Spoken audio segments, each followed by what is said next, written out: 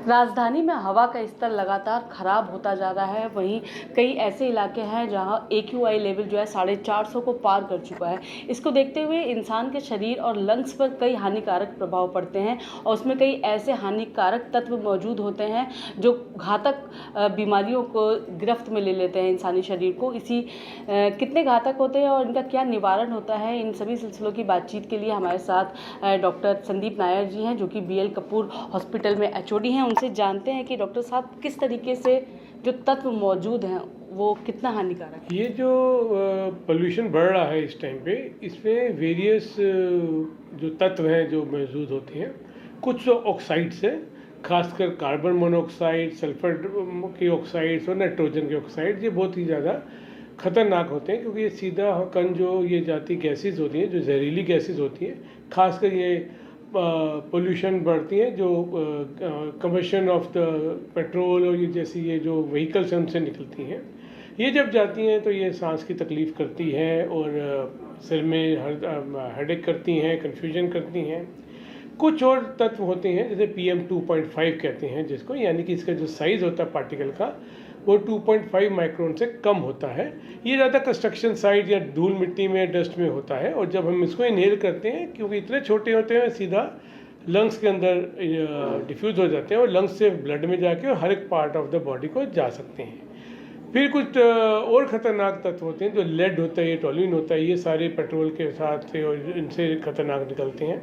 ये in fact even arsenic होते हैं। ये जो है ये मेटल्स होती हैं या सॉफ्ट मेटल्स होती हैं, ये इवन कार्सिनोजेनिक होती हैं, यानी कि इवन कैंसर तक कर सकते हैं। तो ये जो सब मिलाकर जितने भी ये तत्व हैं जो इस टाइम पॉल्यूशन में बढ़ रहे हैं, ये ईच एंड एवरी ऑर्गन यानी कि हर एक पार्ट ऑफ द बॉडी को अफेक्ट कर सकते हैं। चाहे वो न्यूरोलॉजिकल सिम्टम है तो हेडेक, कन्फ्यूजन और प्रॉब्लम करता है।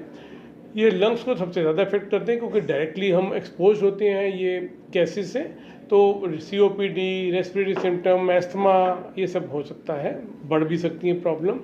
फिर ये डिफ्यूज़ हो जाके हार्ट तक, बोन्स में और ब्लड में जाके इवन ब्लड कैंसर के केसेस आए हैं। सो वेरियस कैंसर्स कर सकते हैं। लंग कैंसर तो है ही है क्योंकि लंग सीधा एक्सपोज होता है, बट इवन अदर कैंसर्स भी हो सकते हैं, लिवर कैंसर, ब्लड कैंसर, क्योंकि ये जो होते हैं ये कार्सिनोजेनिक होते हैं इनमें से तत्व। तो ये सब मिला के काफ़ी बॉडी को हार्म कर सकते हैं। जी बिल्कुल। पिछले 1-1.5 हफ्ते से देखा जा रहा है कि प्रदूषण का स्तर लगातार बढ़ता जा रहा है। उसको देखते हुए किस तरीके के सबसे ज़्यादा मरीज आपके पास आए? देखिए, मरीजों की तादाद भी बढ़ गई और उनके सिम्टम्स भी बढ़ गए। जिनको ऑलरेडी सांस की अगर दिक्कत थी, वो कंट्रोल थे अपनी मेडिसिन से, सडनली उनको सांस का अटैक पड़ रहा है और यहाँ पे भाग के आ रहे हैं और फिर उनको हम ट्रीट करते हुए दवाई काफ़ी बढ़ानी पड़ती हैं।